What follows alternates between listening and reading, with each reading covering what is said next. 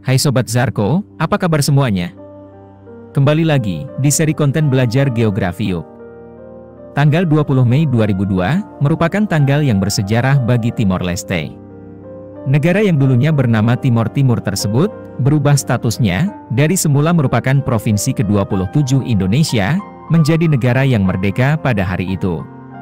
Peristiwa ini sekaligus menjadi pukulan telak bagi Indonesia dalam menjaga wilayah kedaulatannya. Simak ulasannya dalam video berikut.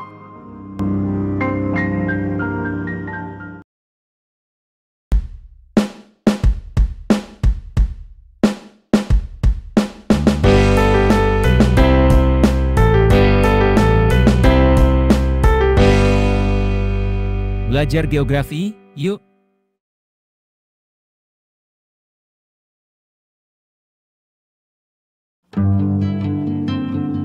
Setelah 26 tahun lamanya menjadi wilayah Indonesia, Timor Timur secara resmi menjadi negara merdeka Timor Leste sejak tahun 2002.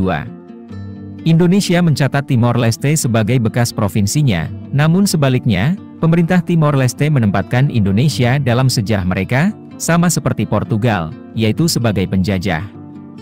Berikut ini adalah faktor-faktor mengapa Indonesia dan Timor Leste tidak bisa bersatu dalam waktu yang lama. Check it out. Yang pertama, perbedaan sejarah kolonialisme. Sejarah Timor Leste tidak lepas dari kisah penjelajahan bangsa Portugal dan Spanyol ke Nusantara pada abad ke-16. Tidak butuh waktu lama bagi kedua kerajaan tersebut untuk menguasai wilayah Indonesia Timur. Portugal menguasai perdagangan Maluku dan Nusa Tenggara.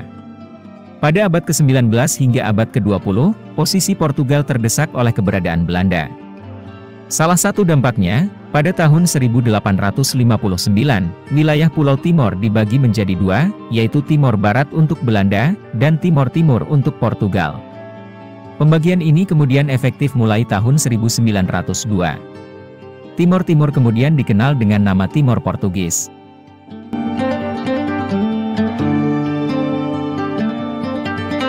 Yang kedua, intervensi Amerika Serikat dan Australia.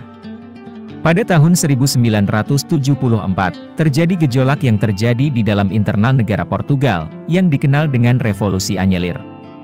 Hal ini memicu pergerakan pejuang kemerdekaan Timor Portugis, dan berujung pada Perang Saudara.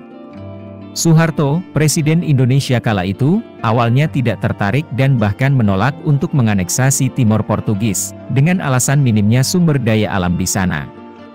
Namun, Amerika Serikat dan Australia yang melihat adanya gelagat komunisme dalam upaya kemerdekaan Timor Portugis, terus memaksa Indonesia untuk menganeksasi Timor Portugis, dengan iming-iming bantuan militer untuk mencaploknya. Indonesia akhirnya menerima, dan akhirnya Timor Portugis menjadi Provinsi Indonesia di tahun 1976, dengan nama Timor Timur. Sebagai catatan, Portugal sebenarnya belum menerima lepasnya wilayah tersayangnya di Asia Tenggara itu.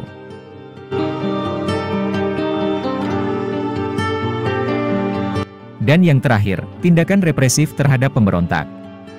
Masuknya Timor Portugis ke dalam Indonesia, tentu saja diterima dengan setengah hati oleh rakyatnya. Sebagian mendukung bergabungnya Timor Portugis ke Indonesia, seperti UDT dan APODETI.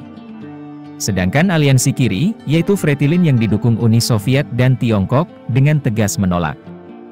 Gejolak pemberontakan yang digawangi Fretilin terus terjadi, dan berbagai operasi militer terpaksa dilakukan Indonesia, guna meredamnya. Puncak kemarahan Timor Timur, terjadi pasca insiden Santa Cruz pada tahun 1991, di mana sekitar 250 warga sipil yang sebagian besarnya mahasiswa, terbunuh pada insiden tersebut. Total, sebanyak 200.000 penduduk setempat tewas, selama Timor Timur menjadi wilayah Indonesia, mulai dari tahun 1976 hingga tahun 1999. Selain itu, APODETI yang awalnya simpati dengan Indonesia, akhirnya juga mendukung kemerdekaan penuh untuk Timor Timur.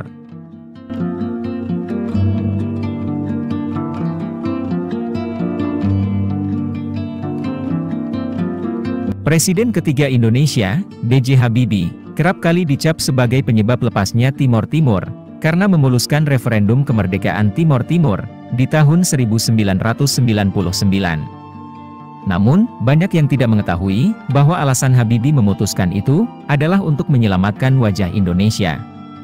Apalagi, di saat gejolak Timor Timur terjadi, sekian ribu tentara Australia masuk ke wilayah Timor Timur.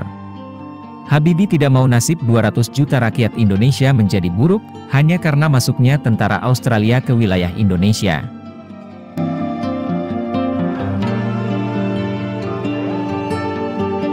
Itulah beberapa faktor, mengapa Timor Leste tidak pernah bisa bersatu selamanya dengan Indonesia. Kalau sobat ada pendapat, silakan tulis di kolom komentar ya. Sampai jumpa di konten berikutnya. Bye.